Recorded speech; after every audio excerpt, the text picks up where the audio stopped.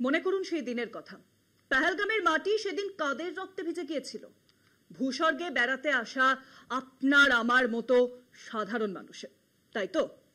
আজ যে মোদী সরকার কথায় কথায় দেশপ্রেমের জিগির তুলছে, শিরায় শিরায় সিঁদুর বইয়ে দিচ্ছে, সেই কাহিনী তো লেখা শুরু হলো এইসব নিরীহ পর্যটকদেরই রক্তে।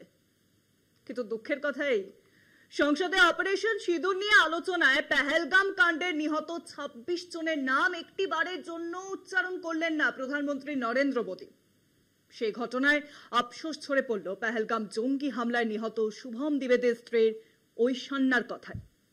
অন্যদিকে সংসদে দাঁড়িয়ে একে একে ২৬ জন নিহতের নাম পড়ে শোনালেন কংগ্রেসের সাংসদ প্রিয়াঙ্কা গান্ধী বাদ্রা।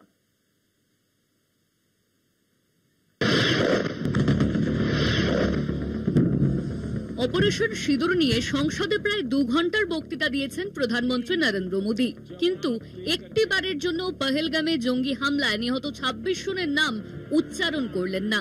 অপারেশন সিঁদুরের সাফল্য ও ভারতের উপর জঙ্গি হামলার কড়া জবাব নিয়ে অনেক কথাই বললেন নমো, শুধু বাদ থেকে গেল ওই ২৬ জনের নাম। প্রধানমন্ত্রী যেখানে নিহতদের নিয়ে একটি কথাও খরচ করলেন না, সেখানে রাহুল গান্ধী ও প্রিয়াঙ্কা গান্ধী বাড্রার মতো বিরোধী দলের সাংসদরা উল্টো অবস্থান নিলেন।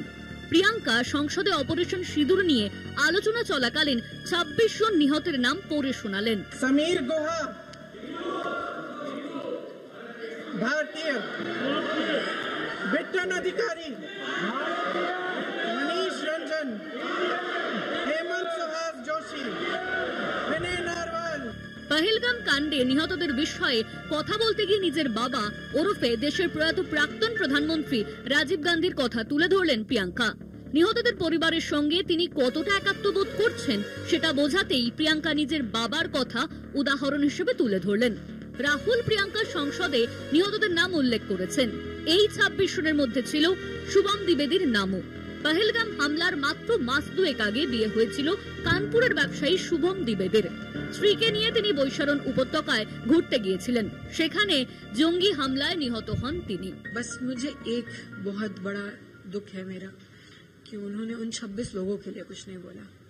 जहां प्रियंका गांधी जी और राहुल गांधी जी उन दोनों को भी मैं थैंक यू बोलूंगी कि उन्होंने उन 26 लोगों की बात करी है। शुभम का भी नाम लिया था उन्होंने पार्लियामेंट में, बट मुझे इस चीज का दुख है। इवन मैं एक्सपेक्ट कर रही थी कि आज पीएम सर कुछ तो उन 26 लोगों की बात करेंगे, उन 26 के रिस्पेक्ट के लिए कुछ तो बोलेंगे, बट ये नहीं बोला। इस चीज का मुझे बहुत दुख है। সংসদে বাদল অধিবেশন চলছে। ঐশান্যার সাম্প্রতিক মন্তব্য সামনে আসার পরেই বিরোধী শিবিরের আশঙ্কা গেরুয়া বাহিনীর আইটি সেল হিমাংশী নারওয়ালের মতো ঐশান্যাকেও না নিশানা করা শুরু করে।